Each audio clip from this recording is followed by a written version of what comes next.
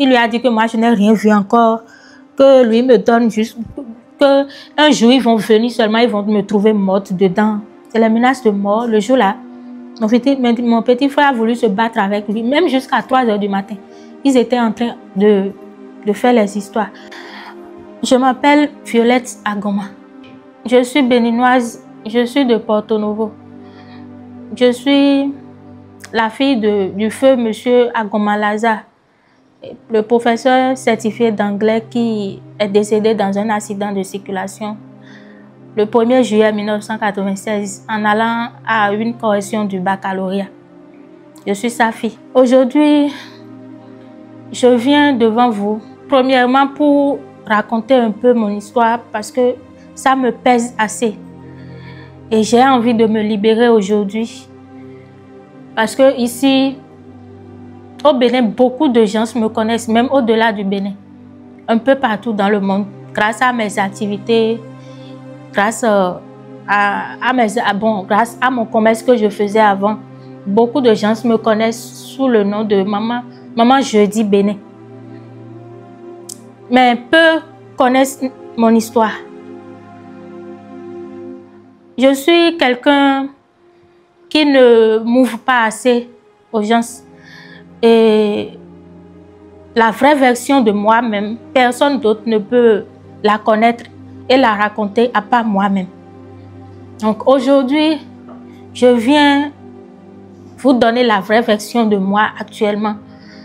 Et peut-être ça va édifier d'autres personnes. Peut-être ça va aider d'autres femmes à vraiment prendre conscience et exemple sur mon histoire. Et je pense que ça va aider quand même beaucoup de personnes pour qu'elles ne fassent pas les mêmes erreurs que moi. Parce que oui, si c'est des erreurs, j'en ai fait. Même si ce n'est pas consciemment, j'ai fait des erreurs, beaucoup d'erreurs, qui aujourd'hui m'ont rattrapé et m'ont mis franchement à terre. En fait, je viens d'une famille un peu modeste, pour ne pas dire pauvre. Et très tôt, nous avons perdu notre papa. J'avais 5 ans quand mon papa est décédé. Et dès lors, on était 5 enfants. Le Benjamin avait 1 an, 3 mois quand notre papa est décédé. Donc, vous n'imaginez pas la galère de notre maman. Bon, elle est une femme au ménage, elle n'avait pas d'activité. Et avec le temps, elle a commencé avec les petits commerces. C'est dans ça qu'elle nous a élevés. Dans ça, j'ai 2 grandes soeurs et des petits frères. Les 2 grandes soeurs ont abandonné les écoles. Et moi, j'ai continué. Parce que je voulais vraiment suivre les pas de mon papa. Sauf qu'avec le temps, l'homme propose, Dieu dispose. Très tôt, j'ai eu un enfant sur les bancs. Et c'est cet événement qui est venu vraiment bouleverser ma vie d'une manière ou d'une autre. Je ne vais pas dire négativement parce que cet événement m'a donné la force et le courage parce que je devais abandonner complètement l'école. Mais cet événement a fait que je me suis dit, j'irai jusqu'au bout et jusqu'à la fin parce que finalement, je me suis retrouvée seule avec cette grossesse et avec cet enfant que j'avais mis à la charge de ma maman. Et cela a fait que je suis devenue vraiment, je me donnais le courage, je disais, j'allais aller jusqu'au bout de mes rêves et devenir quelque chose forcément. Et j'ai quitté la maison très tôt parce que j'avais laissé cet enfant à la charge de ma maman. Je ne voulais pas aussi être un poids pour elle. Et donc, j'ai quitté la maison très tôt. Et pendant les vacances, j'allais travailler dans les bars, un peu partout, dans les restaurants, juste pour pouvoir avoir de l'argent, cotiser de l'argent pour la prochaine rentrée. C'est dans ça que j'ai travaillé dans pas mal de bars ici à Cotonou. Et toujours dans l'optique de m'en sortir. Parce qu'il n'y avait pas les moyens. On vient d'une famille où les parents de papa étaient opposés au mariage de leur fils avec maman. Donc, après son décès, ils nous ont tout arraché et on nous a renvoyés avec notre maman. Donc, on n'a pas connu de parents et paternels. Côté maternel aussi, c'est vraiment pas la peine. Donc, j'avais personne en fait sur qui compter. Très tôt, mes grandes soeurs se sont vite mariées, mais moi, je ne voulais pas ça pour moi. Je voulais être celle-là qui allait sortir ma famille de cette galère-là. Et c'est exactement ce que j'ai fait. C'est exactement ce que j'ai fait. Et jusqu'à ce que, toujours dans mes business, dans mes allers-retours, je fréquentais, j'allais à l'école. Et quand j'ai fini, je ne me voyais pas en fait être en train de faire de longues études sur le campus et tout. Donc, j'ai opté pour l'école normale parce que je voulais vraiment aussi être une enseignante comme mon feu papa. Donc, c'est dans ça, j'ai fait l'école normale. J'ai fini, j'ai soutenu. Et après ça, maman m'avait demandé de choisir le Nord pour mon stage professionnel. Bon, je me suis dit, comme je suis de Porto Novo et nous ne connaissons pas, en fait, on était très petits quand on nous avait ramenés de là-bas. Donc, je voulais aller à la racine, connaître un peu mon pays et là où j'ai quitté tout ça. C'est dans cette optique que j'ai choisi de faire mon stage à Porto Novo. Donc, c'est pendant le stage j'ai rencontré, j'ai fini le stage. Bon, j'avais fait la rencontre d'un monsieur, d'un type, un collègue à moi. Il était aussi enseignant dans une école privée. Et moi aussi, je faisais mon stage dans l'école juste à côté. Donc, on s'est connus comme ça. Et après, quand j'ai fini, je suis repartie. Et il faut dire que moi, après l'enfant que j'ai eu quand j'allais à l'école, je me disais que je n'allais plus me marier. Je ne voulais plus... Parce que ça là, c'est une histoire à part en fait, qui m'a beaucoup marqué. Et même, j'ai essayé de me suicider. Mais Dieu a fait grâce. J'ai trop vite pris conscience. Donc, c'est dans ça, maman m'a commencé par harceler. Les gens commencent par me harceler. Il faut te marier et tout. Des trucs comme ça, quoi. Les gens parlent de toi. Les gens disent que tu es debout, tu te promènes, tu fais ci, tu fais ça. Chaque fois quand maman m'appelle, c'est la même chose qu'elle répète. Même quand j'étais à l'école normale, je faisais toujours... Quand j'entends il y a promotion quelque part, je fais l'effort de venir. Bon, en fait, je suis quelqu'un, j'aime vraiment chercher l'argent. Donc, c'est comme ça. Comme j'ai gardé contact avec le monsieur, on a commencé par... On s'écrivait. Et c'est quelqu'un qui me draguait, mais je le voyais vraiment... Je ne le voyais pas à ma hauteur, en fait. Et finalement, je suis repartie à Porto Novo. J'ai fait des demandes dans des écoles. On m'a pris dans une école. Donc, c'est comme ça que je suis repartie à Porto. Et on a commencé par se fréquenter. Et je suis tombée enceinte de ma fille. Et c'est là que mon plus grand calvaire a commencé. Et je dirais que c'est ce qui a vraiment bouleversé ma vie. L'homme là que j'ai connu, je l'aimais tellement, je ne savais pas vraiment, je ne connaissais rien de lui, mais je l'aimais tellement au point où je faisais tout moi-même. Je ne lui demandais jamais rien. Mais j'ai compris que c'est quelqu'un en fait qui avait compris qui j'étais, qui était juste venu dans ma vie pour profiter avec sa famille et tout. Parce que quand je suis tombée enceinte, bon, je faisais tout, je ne lui demandais jamais rien. Et un jour, je suis restée à la maison. Après l'accouchement, mon enfant n'avait même pas encore 1 an. Et j'ai encore repris avec les cours. C'est comme ça, avec l'irrégularité des salaires impayés, des salaires qui ne viennent pas régulièrement et tout. J'ai fait de petites économies. J'ai commencé par aller à Misebo, acheter les friperies. Je vendais aux collègues des trucs comme ça. C'est comme ça que j'ai commencé un peu et j'ai pu économiser un capital. L'année qui a suivi, j'ai arrêté. J'ai laissé l'école. Je me suis concentrée sur mon commerce parce que ça m'a permis d'ouvrir quand même une petite boutique et je pouvais subvenir aux besoins. Et c'est comme ça, j'ai été nommée en 2018 représentante d'une marque, d'une dame qui est en Côte d'Ivoire et j'étais sa représentante au Bénin. C'est d'où le nom Maman Jeudi en fait. Et c'est comme ça, les choses ont commencé par aller vite et j'ai commencé par vraiment compter de l'argent. Et c'est quelqu'un qui m'a mis au dos. Bon, il a mis sa famille sur mon dos en fait. C'est-à-dire sa maman, ses frères et soeurs, eux tous, c'est les défilés. Ils ont toujours des besoins. Et quand ils viennent et tu ne les satisfais pas, lui, à son tour maintenant, c'est qu'il faut te préparer à ce que ça n'aille pas dans la chambre. Oui, parce que la violence conjugale, j'en ai connu pendant au moins 10 ans comme ça avec lui. Et c'est quelqu'un qui me battait à tout moment et mon sang coulait. Tant qu'il demande l'argent là, tu ne donnes pas, ses problèmes quoi. Il faut savoir que le jour là, il y a problème. C'est quelqu'un qui peut même venir à la maison, prendre la télé, prendre ta moto, aller vendre parce qu'il t'a demandé de l'argent, tu ne donnes pas et tu n'as pas donné.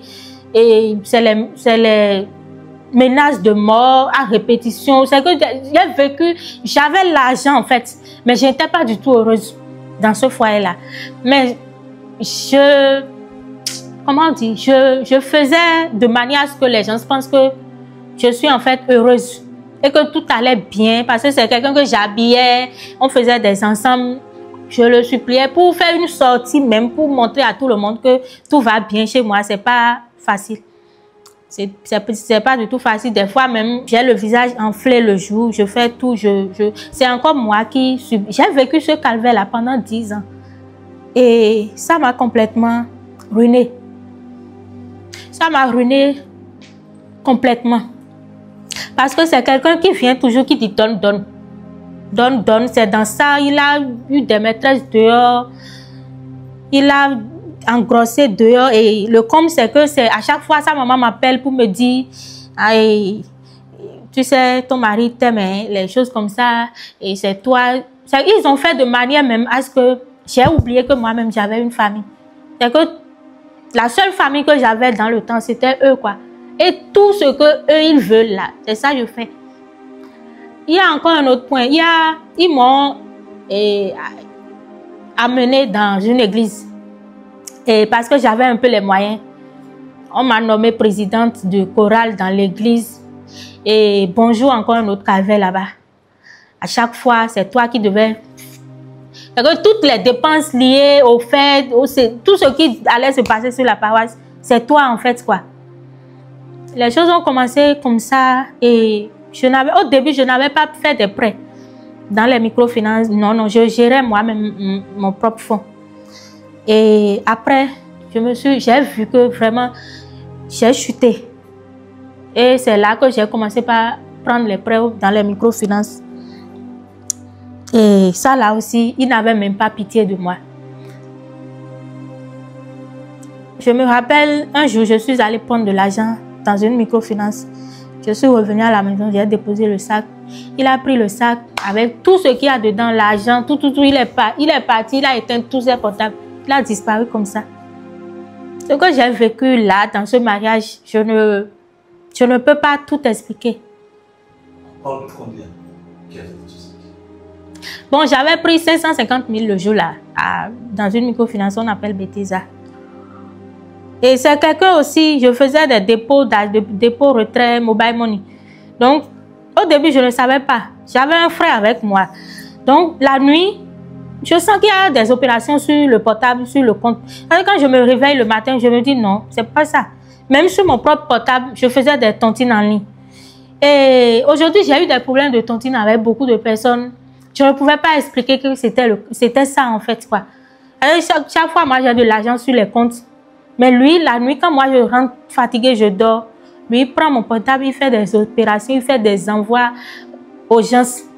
Le lendemain, quand je me réveille, je sens que... Et je me disais que c'est mon petit frère qui était avec moi, qui faisait ça. Et ça a amené des histoires même entre mon frère et moi. Parce que lui, il était admis à l'INGEPS et il était venu rester avec moi pour pouvoir... Donc, je me disais que c'est lui et tout. Et ça, vraiment, c'était un véritable bazar.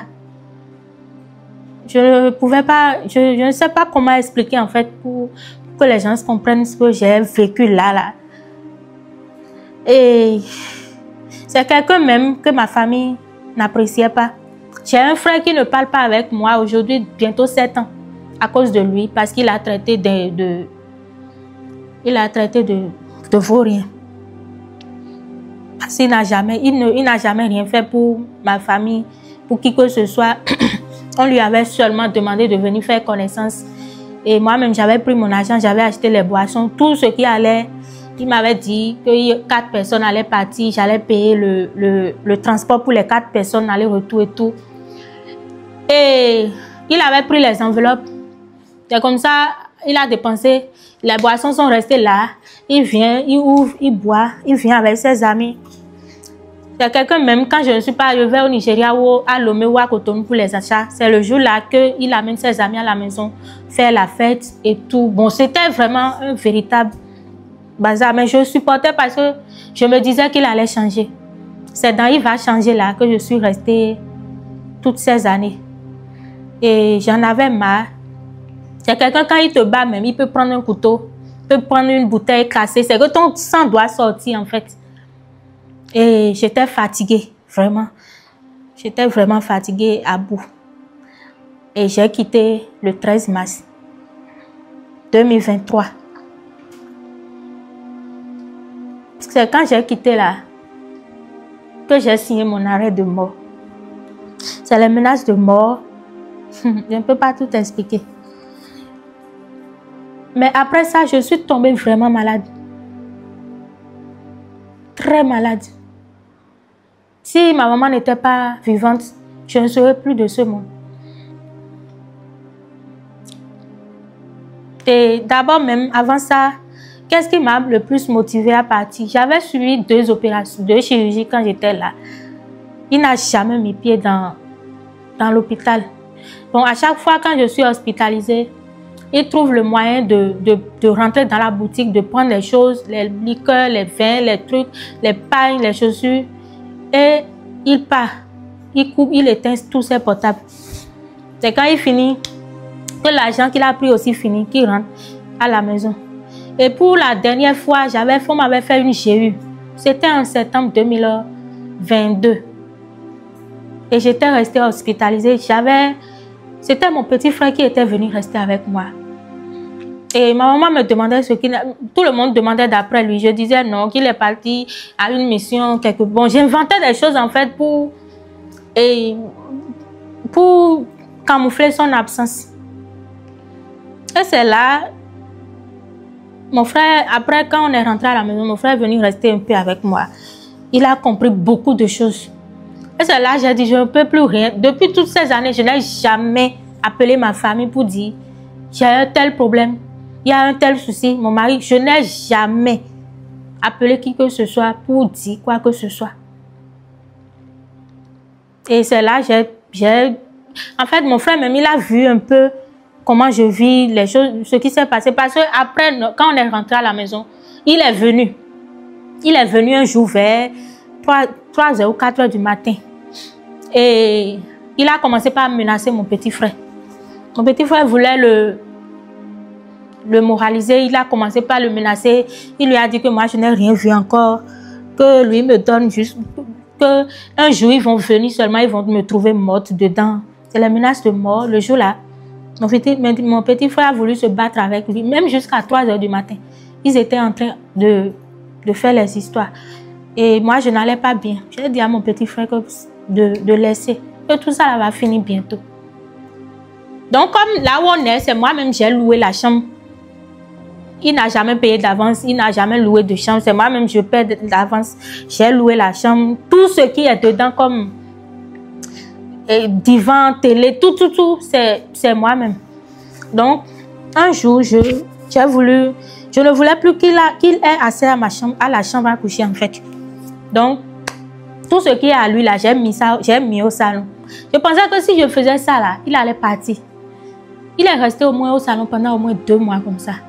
Moi, quand je rentre, je ferme ma chambre. Et un jour, j'étais couchée dans la chambre. Je suis revenue de la boutique. J'étais couchée dedans avec ma fille. Et j'entends un bruit. C'est qu'il a cassé la porte, il est rentré sur moi le jour-là, avec un couteau en main. Le jour-là, ça n'a pas été facile. Il voulait me tuer. Et il m'a blessé au bras.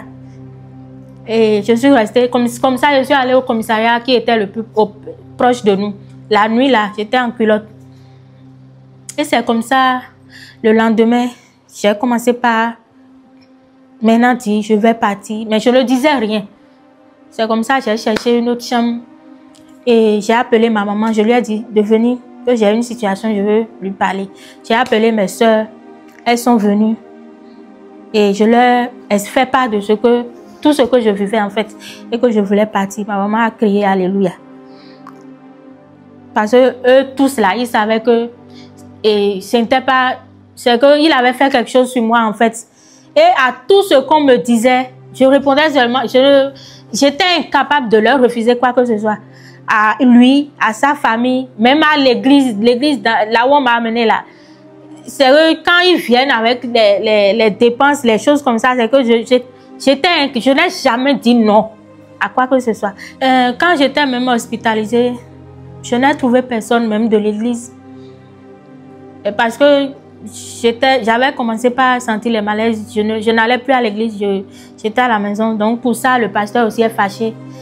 Les choristes aussi sont fâchés parce que je ne venais pas à l'église. Ma belle-mère, mes belles-soeurs, c'est dans cette période-là, en fait, que j'avais compris que c'est des gens qui étaient juste là pour ce que je pouvais leur apporter. Et de toute ma vie même, c'est que je n'ai eu des gens comme ça dans ma vie. Des gens qui viennent vers moi juste pour ce que je peux leur donner, pour ce que je peux leur apporter en fait. Et je suis quelqu'un, même quand moi-même j'ai mes propres problèmes, et quand toi tu viens me voir avec un souci, si toi ton souci n'est pas réglé, je ne dors pas, je suis comme ça. Je suis cette personne-là qui aime voir les autres heureux, qui est prête même à tout faire pour que les gens soient heureux. Je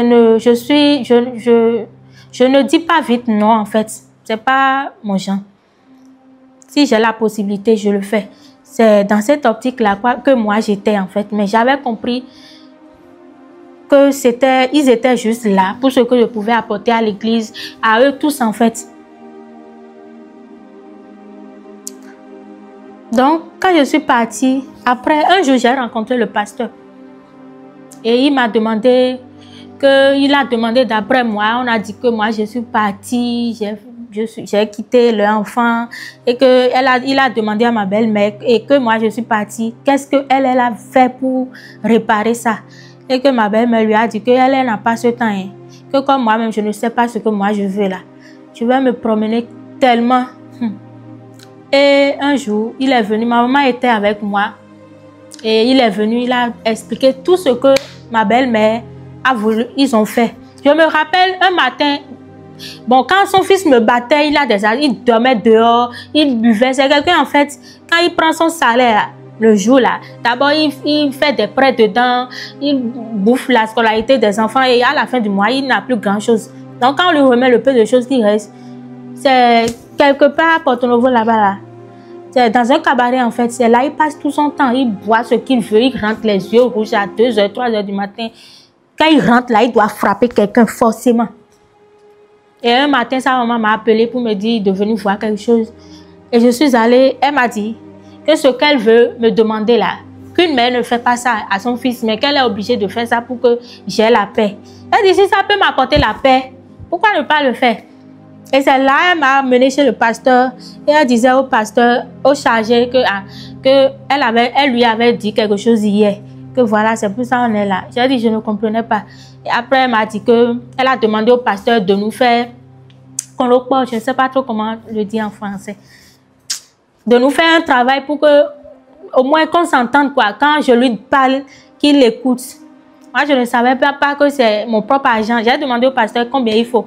Le jour-là, il m'a dit 25 000. Je n'ai pas hésité, j'ai donné. Donc, je ne savais pas que c'est moi-même mon propre argent.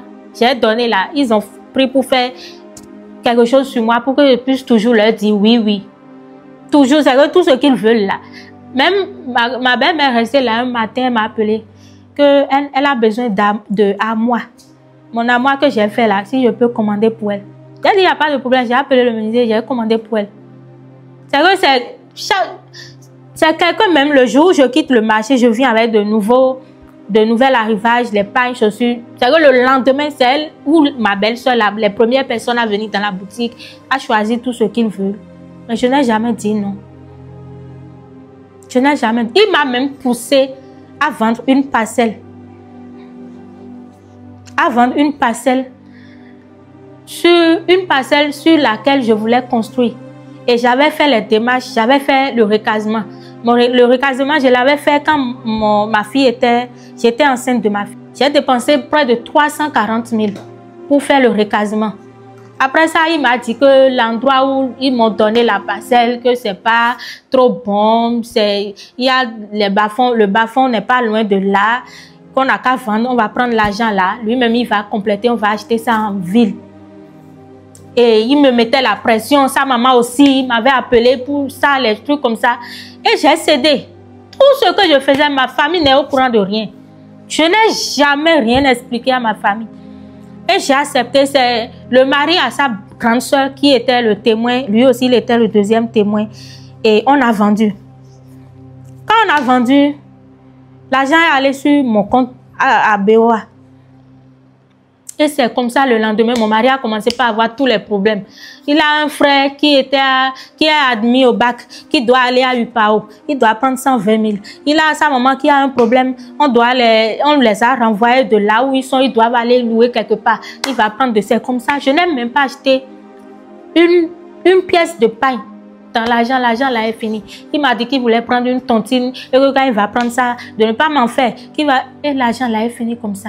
Il a même pris l'argent dedans pour aller mettre une femme en formation d'aide-soignante. Et quand la fille voulait prendre son diplôme, son certificat de fin de formation, il m'a dit il m'a demandé de lui prêter de l'argent. J'ai dit que je n'en avais pas. Il m'a dit de demander à ma maman que lui a besoin de 75 000. J'ai dit je ne peux pas. Tu as déjà utilisé tout l'argent. L'argent là même. Moi-même, je savais que j'allais prendre une partie dedans et rentrer dans mes... En ce temps, je ne faisais pas encore le commerce. Je travaillais encore. Mais je savais qu'au moins, même si c'est quelque chose, j'allais enlever dedans et commencer. Parce que j'avais le commerce là en tête. Mais il a gaspillé tout l'argent là. C'était 4 millions. On avait vendu la parcelle à 4 millions. Le démarcheur a pris 500 000. Et donc, on a pris 3 500 000. 3 500 000 là, on nous a remboursé ça en 3 tranches. Et à chaque fois, c'est lui et son beau là. C'est les deux qui vont chez la personne pour prendre l'argent c'est comme ça, l'argent là. Il me restait seulement une parcelle. La seule parcelle, c'est ça, j'ai commencé par mettre en garantie pour faire des prêts. Actuellement même, c'est quelque part là-bas parce que j'ai fait des prêts avec et je n'ai pas encore fini le remboursement jusqu'à présent. Donc, si j'ouvre cette parenthèse, en fait, c'est pour dire aux femmes, à mes petites soeurs qui viennent là, de ne pas être pressées d'aller dans un foyer. De ne pas aller dans un foyer sous pression. Parce que j'étais vraiment sous pression, oui, il faut le dire. Moi, je n'avais pas cette optique-là. Je voulais devenir une grande femme d'affaires. Je voulais avoir de l'argent, c'est que de devenir une grande dame, indépendante. Mais maman, c'est que la pression était au niveau. Donc, je veux dire à ces petites soeurs-là qui viennent de ne jamais aller dans un foyer sous pression. Et n'allez pas dans un foyer où c'est vous qui allez prendre tout en charge dans ce foyer-là. Parce que ça va vous ruiner. Ça va vous finir. Et quand ça va finir, ces personnes-là ne seront plus là. Même votre propre mari, quand vous n'aurez plus rien à lui apporter, il va disparaître. Il ne sera plus là. Donc, après ça, j'ai été très malade. Vraiment malade. Et quand je me suis retrouvée, d'abord, il restait certaines choses dans la boutique. Comme j'ai déménagé, je suis allée ramener tout ce qui restait dans la boutique, là où j'ai loué. Et c'est comme ça, avec les dettes, les créanciers n'arrêtaient pas de me mettre la pression de gauche à droite. Je devais rembourser par-ci, rembourser par-là. Et j'ai commencé par vendre les choses, les frigos, en tout cas, si je trouve quelqu'un, la personne vient, on négocie les choses, je vends juste pour pouvoir avoir l'argent pour aller rembourser quelque part où on me met la pression. C'est comme ça que j'ai tout vendu. Et les vacances qui ont suivi, je suis repartie à Cotonou. J'ai déposé des dossiers dans des écoles parce que je voulais reprendre. J'ai déposé des dossiers et on m'a pris dans une école à Révier. Bon, j'avais été appelée dans au moins 3 écoles comme ça, mais Révier là, je trouvais que c'est un peu mieux parce que par rapport aux autres écoles, les conditions n'étaient pas du tout ça.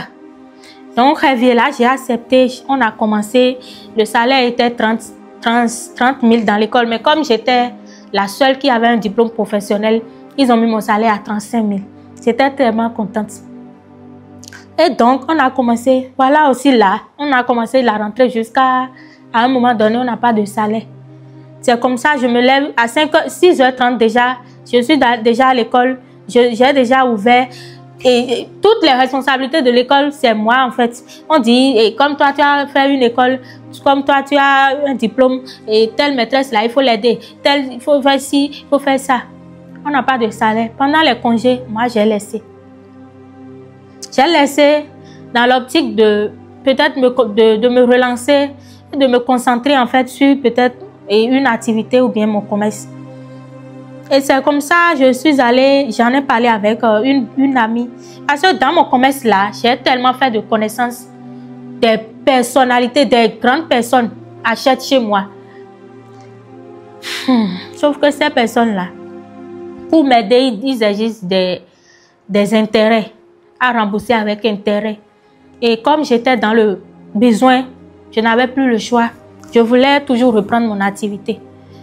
Donc, c'est comme ça même, j'ai pris 100 000 chez une dame à qui je dois retourner 130 000. Et j'ai fait un peu de commandes, j'ai commencé comme ça. Un peu. J'essayais de joindre les deux bouts. Et je remboursais l'intérêt, les 30 000 là.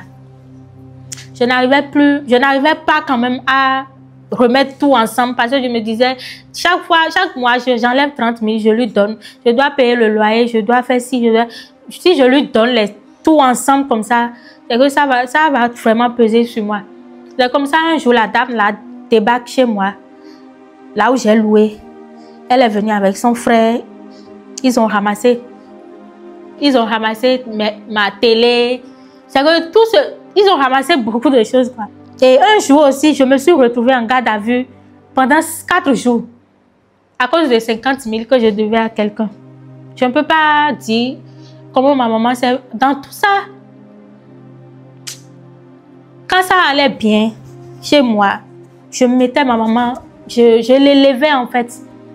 Parce que ma plus grande peur aujourd'hui, c'est de voir ma maman mourir dans ces conditions aujourd'hui. Je veux juste qu'elle ait les meilleures conditions de ce monde. Parce qu'elle a été tout pour moi. Elle a toujours été là. Quelles que soient les conditions, quel que soit tout ce qu'on peut raconter sur moi là, elle est là. Et le jour là, j'avais fait déjà 2 jours avant de l'informer que j'étais au commissariat. Le jour là, elle est venue même. Tout ce qu'elle faisait le jour là, elle a laissé, elle est venue. Et je l'ai informé, on lui a dit que je dois 50 000 à quelqu'un. La personne a dit qu'il va prendre son année. D'abord, même avant ça, j'avais trouvé un restaurant à Découmbé. Et j'ai commencé par travailler là. Le salaire, c'est 30 000. Je me suis dit, au moins là, il y a logement. Je peux arriver quand même à joindre les deux bouts. Si je suis là, je fais au moins 6 mois là. Je peux économiser quelque chose et ça va aller. C'est là, je suis un jour. Le monsieur m'a appelé. Et je lui ai dit que, je n'ai pas encore ton argent. Mais je travaille dans tel endroit. Je vais commencer par essayer de mettre un peu de côté. Un soir, je suis là seulement au boulot. Les policiers sont venus me chercher. C'est comme ça que j'ai fait 2 jours en garde à vue. Et le 3e jour, ma maman est venue. Elle a commencé par... Elle s'est humiliée. Elle a commencé par appeler, par faire des appels. C'est que cette personne-là, chez qui elle a pris l'argent là, le jour-là, pour qu'on puisse me laisser. C'est que dans ma vie, cette vie ou l'autre, dans une autre vie là, je ne pouvais jamais aller chez cette personne. Mais elle s'est retrouvée obligée de s'humilier. On m'a libérée le 4e jour. Toutes ces choses-là m'ont fait réfléchir. Et je me suis dit, c'est là où l'idée de voyage m'est venue en tête. Et je me suis dit, il y a tellement de pression, de douleur, d'humiliation, parce que j'ai des dettes. Mais et si j'essayais quand même le voyage, comme une amie m'a conseillé, c'est là que j'ai voulu aller au Koweït. Dans ça aussi, ça n'a pas été facile. Ça n'a pas été facile. Parce que d'abord, j'ai fait mon passeport. Le passeport, je le voulais dans l'intervalle d'une semaine. On m'avait pris 60 000. Quelque chose du genre. Et ça aussi, j'avais prêté pour faire le passeport. J'avais dit à la personne que dès que je vais arriver là-bas, et que je vais commencer par je vais lui rembourser ça. Celle qui m'a prêté l'argent pour que je puisse faire le passeport a commencé par me mettre la pression un mois après. Parce qu'elle m'a mis en contact avec quelqu'un qui devait me faire partie. Mais les conditions de cette personne-là ne m'arrangeaient pas. Je devais travailler et lui payer 4 mois. 4 mois. Quand je viens en même temps, je commence le travail. Mes salaires là, 4 mois de salaire, elle devait prendre ça. J'ai essayé de négocier avec elle pour qu'elle puisse au moins prendre 2 mois. Bon, ça n'a pas 2 mois ou 3 mois. Mais elle a dit non, que c'est 4 mois. Donc je lui ai dit de se patienter, qu'on m'a parlé d'une autre personne aussi. Et cette personne-là, elle m'avait dit qu'elle ne va pas prendre de l'argent avec moi si j'arrive là-bas et que je commence pas à travailler. Mais que la condition, c'est que je puisse payer 250 000 ici. Je remets 250 000 seulement. C'est fini. Et ma maman a dit que cette condition-là est mieux. Donc, elle s'est levée. On a commencé par courir pour chercher le prêt là. Elle a été obligée de prendre la maison dans laquelle nous sommes là. Les papiers de cette parcelle. Elle m'a remis ça. Et je suis allée faire un prêt de 300 000 avec. Ce n'est pas dans une microfinance. C'est chez les usuriers. Et cette personne allait prendre 45 000 francs d'intérêt chaque mois. Pendant au moins 3 mois. Le temps que les procédures se fassent, que j'arrive là-bas et que je commence pas à travailler. Avant de la rembourser. Donc chaque mois, il allait prendre 45 000. J'ai pris l'argent là, j'ai donné à la dame là, 1 mois, 2 mois. Je n'ai pas voyagé. Au début, elle me répondait, après, elle ne me répondait plus. Elle avait déjà mon passeport avec elle. Et quand j'ai commencé par me plaindre, elle a commencé par me menacer. Donc, j'ai appelé, et j'avais le numéro d'un policier que j'ai appelé, à qui j'ai narré la situation.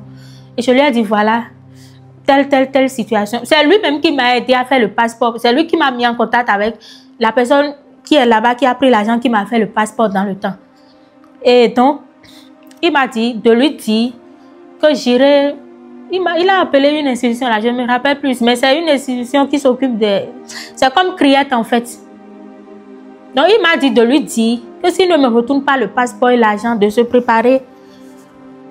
Et moi, je ne savais pas que la personne avec qui je discute même n'est pas au pays. La personne même est au Koweït là-bas. Et c'est un frère à lui ici qui a récupéré le passeport. Donc, c'est comme ça. Ça n'a pas été facile. On m'a retourné le passeport avec les menaces, les malédictions. Mais je n'avais pas eu l'argent. C'est comme ça que je suis tombée sur un monsieur sur TikTok qui fait aussi partie des gens. Et je lui ai raconté un peu l'histoire, comment ça s'est passé et tout. Et lui, il a décidé de m'aider sans rien, mais qu'arrivé, je vais payer 2 mois. J'ai dit d'accord, ça me va. C'est comme ça. Dans la même semaine, il a fait sortir mon visa et je devais voyager. Moi, je ne savais pas que c'était direct qu'il faisait. Donc, les choses se sont tellement vite passées. Et je suis arrivée là-bas. Le même jour, le patron est venu me chercher à l'aéroport. On ne m'a pas amené dans une agence. Il est venu me chercher à l'aéroport. Le même jour, je suis rentrée dans la maison. J'ai commencé par travailler le même jour. Je suis arrivée dans le pays là. Et avant de partir, lui m'avait dit de ne rien prendre, de ne rien garder dans ma valise. Que arrivé là-bas, ma patronne allait tout me payer. Donc lui-même, le jour du départ, lui-même, il avait tellement de colis. Je peux dire que c'est ces colis-là, les colis à lui que j'ai transportés dans ma valise, dans mes sacs pour arriver là-bas avec. Donc c'est comme ça, je me suis rendu compte que j'étais seule et que j'allais m'occuper d'une famille de 11 personnes. Et comme cela ne suffisait pas, si je finis de travailler ici, je devais aller travailler encore chez la sœur à ma patronne. Là-bas encore, je devais aller travailler. Je travaille même des fois, j'oublie même que j'ai pas... Je me dis aujourd'hui, ça fait combien de jours j'ai pas mangé? J'oublie même. Parce que tellement quand tu finis même, des fois, tu te couches même, on peut te réveiller à 2h, 3h du matin, de venir laver les murs de la cuisine. C'est dans ça, j'ai commencé par sentir les palpitations. Quand je suis debout, c'est comme si je veux tomber. Je ne me sentais plus bien. Et on ne m'avait pas aussi vite amené à faire les analyses qu'on fait quand on amène les gens là-bas. Et c'est comme ça. Un jour, je suis tombée. Et on m'a amené à l'hôpital. Ma patronne, d'abord, là où je suis, je n'ai pas une chambre à moi. Je dormais dans un débarras. Le débarras, c'est les petits magasins qui sont à côté des cuisines là. Là où on met les vivres, les nourritures, tout ce qui reste, les armoires qui contiennent les nourritures, tout ça là. On m'a trouvé une petite place par terre là.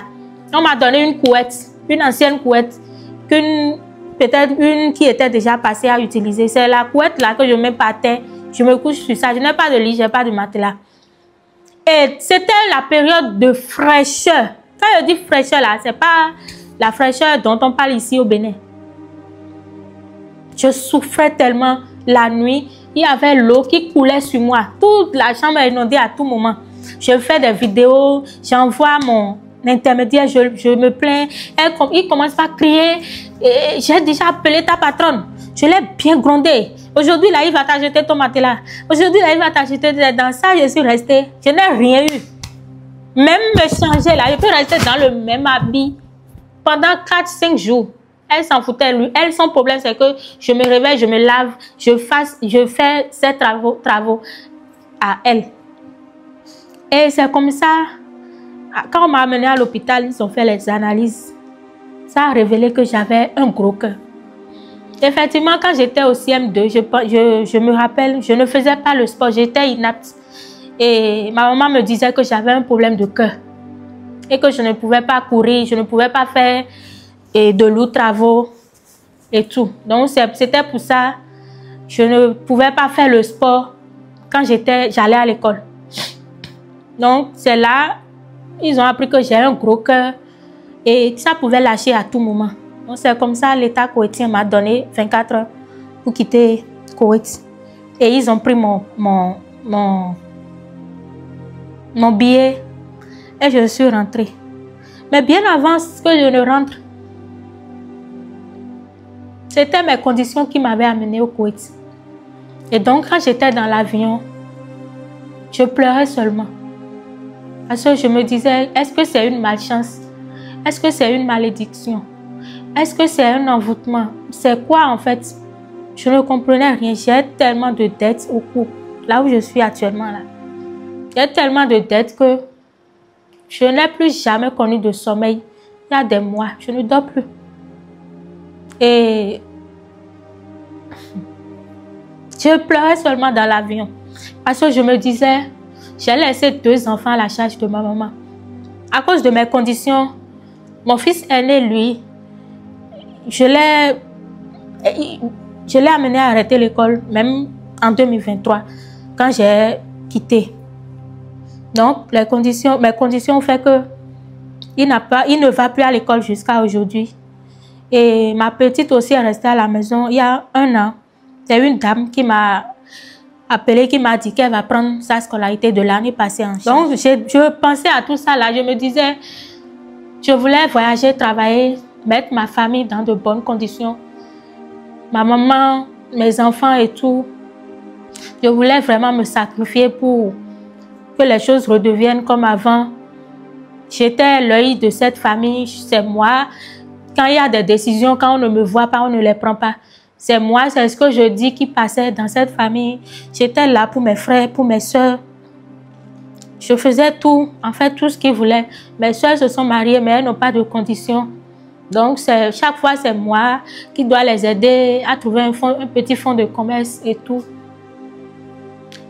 Mes petits frères aussi, ils sont là, pas de situation. Donc, j'étais la seule personne que Dieu avait en fait élevée dans la famille. Mais j'ai eu la malchance de tomber sur un mari qui m'a complètement ruinée avec sa famille, qui m'a fini complètement. Et pas fini, c'est les menaces de mort. Il est même prêt à me voir 6 pieds sur terre, là où je suis actuellement. Et donc, je pensais à tout ça quand j'étais dans l'avion. Et je ne me voyais pas en fait revenir au Bénin dans ces conditions. C'est une humiliation, une honte totale. Donc, j'ai appelé une copine que je connais au Togo. Je lui ai expliqué un peu. Et elle m'a dit que je pouvais venir chez elle pour le moment. Donc, je suis descendue chez elle. C'est comme ça. Les soi-disant amis que j'avais au Bénin, avec qui, quand je trouve un peu d'argent, je leur faisais sortir. On était ensemble, on allait manger, boire, faire des trucs ensemble. Je pensais que ces personnes-là aussi étaient là, dans tous les moments. C'est comme ça que j'ai commencé par écrire à quelques-unes pour leur dire, voilà, j'étais en situation telle, que je voulais rentrer, ou bien, même bien avant même, il y a une amie qui est là à moi. C'est quelqu'un même que je pensais qu'il pouvait tout donner pour moi parce que j'ai été tout pour elle, quoi. Et bien avant que je ne vienne, je lui ai écrit, je lui ai dit, ma soeur, j'ai un problème dans le pays où je suis. Et si je ne trouve pas 500 000 pour régler le problème, ils vont m'amener dans leur prison ici. Je risque de perdre ma vie. Juste pour la tester en fait. Vous savez que jusqu'à aujourd'hui, la dame là, elle a lu. Elle m'a répondu, bon, il y a ambassade, bon. Il y a ambassade, il y a ton little don. Bon, il y a mon coin de nous et le gars, elle m'a dit. Et elle savait très bien. Elle savait, je lui avais dit que si elle pouvait trouver ça quelque part, elle me prêter ça. Que j'allais rembourser avec intérêt. Et que j'allais mettre tel papier en garantie. C'est fini, jusqu'à aujourd'hui. Et j'ai compris. Je ne les en veux pas. C'est comme ça que je suis arrivée au Togo chez une dame qui m'a recueillie. Et elle voulait vraiment que je fasse tout ce qu'elle voulait. C'est-à-dire les sorties nocturnes. Et elle pouvait me brancher à n'importe quel homme. Elle pouvait me demander à n'importe quel moment de l'amener n'importe où. Et quand tu refuses, elle te fait la guerre dedans. Elle te garde rancune. Tu lui parles, elle ne te répond plus. C'est comme ça, elle m'a quitté. Elle a quitté la chambre. Elle a commencé par prendre ses affaires. Je ne comprenais pas. Elle m'a dit que son mari est rentré, que son mari est rentré. Donc, elle est allée rester chez son mari. Comme ça, comme ça. Et un jour même, elle m'a proposé, il y a une amie à moi, Cotonou, qui est venue me rendre visite là-bas. Et je ne savais pas qu'elle était venue dans le but de connaître là où je suis et de pouvoir l'indiquer aux gens à qui je devais qu'elle connaissait. C'est comme ça que je suis là. Un matin, on m'amène une convocation. Et j'étais allée répondre. C'était une dame à qui je devais. Et ça n'a pas été facile. Et cette dame-là m'a amené quelque part où on devait me prêter de l'argent. En fait, je pense que c'est ce qui... Je pense que c'est ce qui me détruit en fait. Prêter l'argent pour rembourser, c'est que aller t'endetter pour payer une dette. Je ne savais pas, je ne savais plus quoi faire. Parce que je n'ai plus rien à vendre. Voilà la seule parcelle qui me reste. Les papiers sont quelque part là-bas comme garantie. J'ai déjà tout perdu. Il ne me reste plus rien en fait. Elle m'a amené quelque part, m'a prêté 100 000. Sans rien. Sans garantie. Et quand les problèmes ont commencé comme ça entre nous, elle a compris que je ne voulais pas trop vendre mon corps. Je ne voulais pas aller à son rythme. Elle est allée leur dire de venir me harceler pour prendre leur argent. Hein, qu'elle ne me connaisse, elle ne me connaît pas. Et qu'elle est en train de partir déjà. C'est comme ça, les gens là m'ont fait appel pour leur argent. Et ils m'ont demandé qu'ils vont prendre une garantie, de donner mon passeport. Je me suis demandé comment ils savent que... Finalement, c'est elle qui leur a dit de prendre mon passeport en garantie. Pour que je ne puisse pas quitter sans leur rembourser leur argent. C'est les gens d'amis que nous avons aujourd'hui.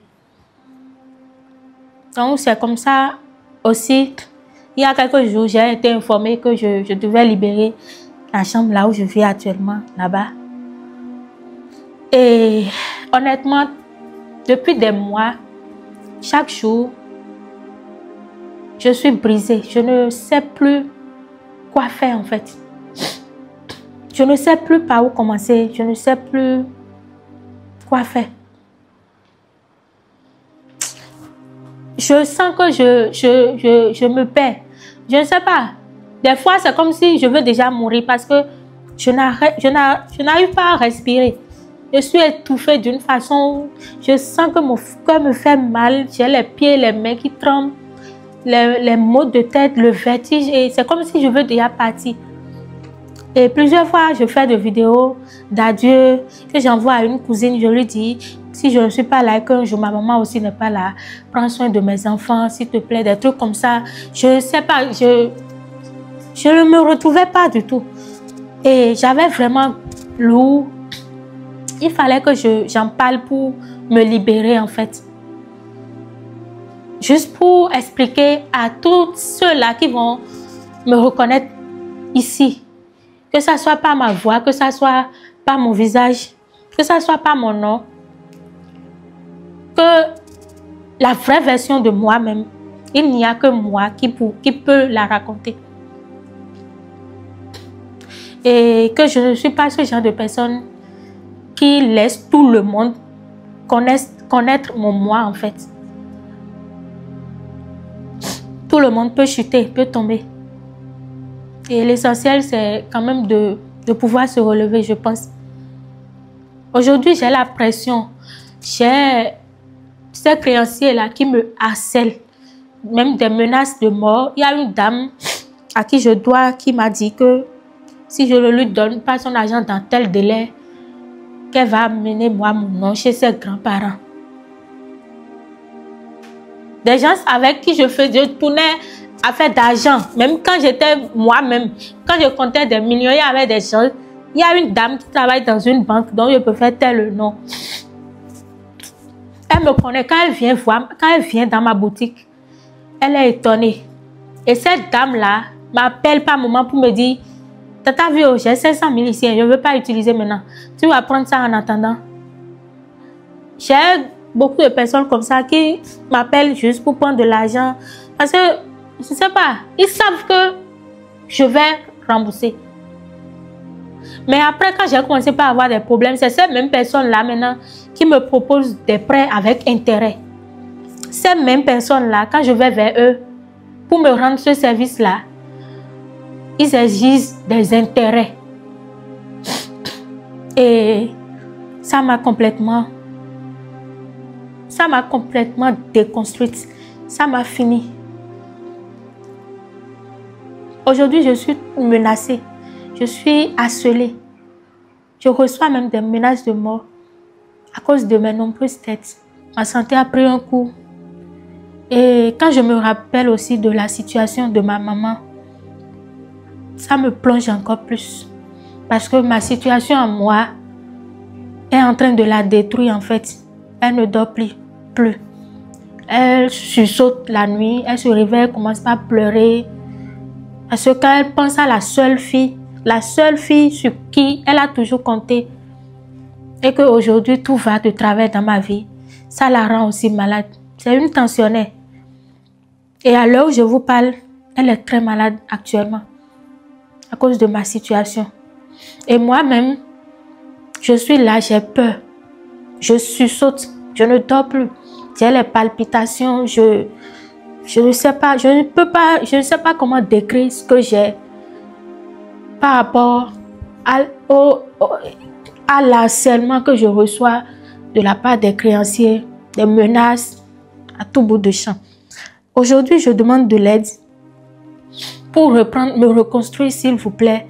Et je demande de l'aide, que ça soit un travail, je ne sais pas, n'importe quelle aide. Aussi, j'ai un besoin d'un endroit où rester parce que je ne me vois pas être en train de retourner chez elle, là, dans ces conditions, avec déjà mes 2 enfants qui sont à sa charge, aller m'ajouter encore. Je pense que ça va la tuer, ça va la détruire complètement. Parce que chaque fois quand elle va me voir, elle ne va pas s'en revenir en fait.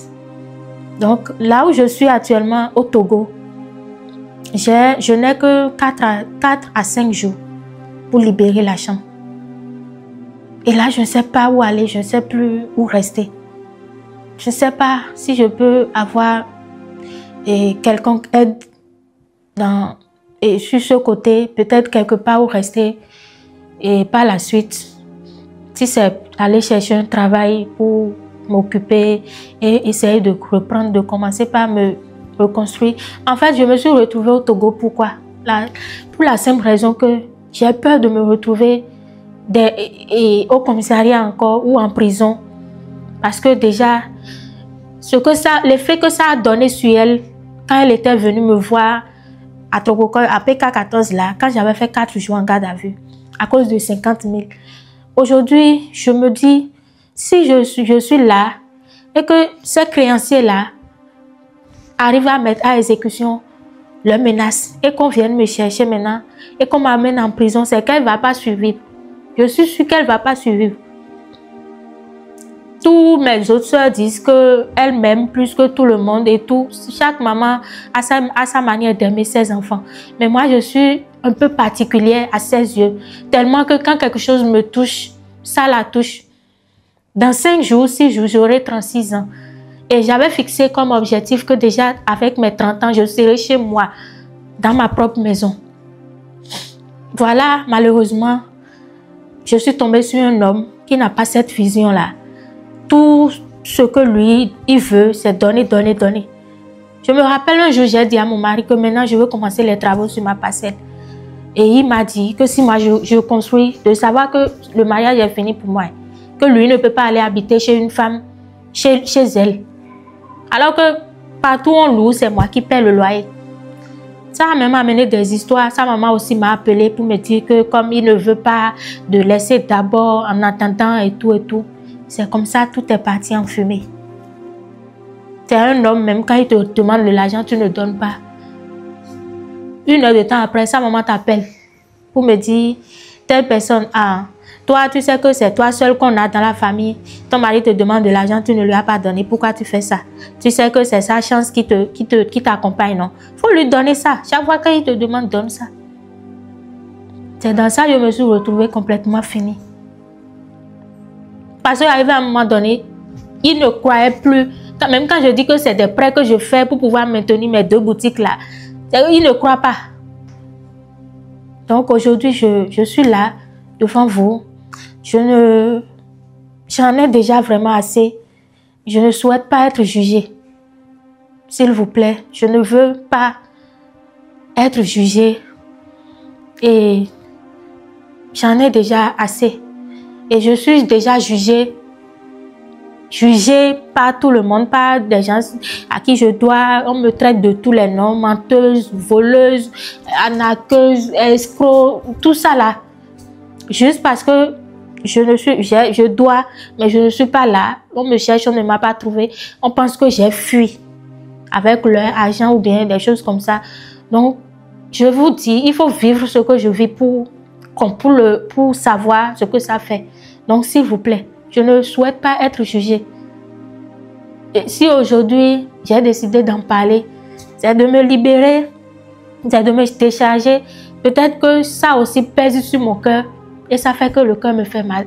J'ai envie de me libérer, de laisser sortir cette chaleur-là que j'ai en moi depuis des années et de montrer aux gens qu'ils ont une autre opinion de moi alors que c'est tout autre, une autre version de moi-même.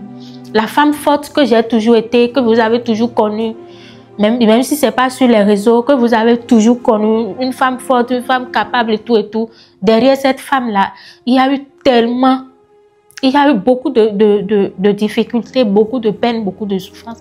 Pour arriver là, à cette femme-là que j'ai été, j'ai subi tellement de choses. J'ai subi tellement de choses juste pour pouvoir arriver là. Mais malheureusement, j'ai laissé entrer dans ma vie quelqu'un qui était juste là pour me détruire. C'est la plus grosse erreur que j'ai commise dans ma vie. Actuellement, pour me retrouver à ce stade où je n'en peux plus. Je crie à l'aide. Je crie vraiment à l'aide. Je vous en prie. Quiconque me reconnaît dans cette vidéo, je crie à l'aide. Même si ce n'est pas une aide financière ou bien même si c'est un petit mot de soutien, laissez, s'il vous plaît, essayez de laisser un petit mot de réconfort ou de soutien. Je ne veux pas être moralisée ni être jugée, s'il vous plaît. Je vous en prie. Parce que j'en ai vraiment assez. Je vous remercie.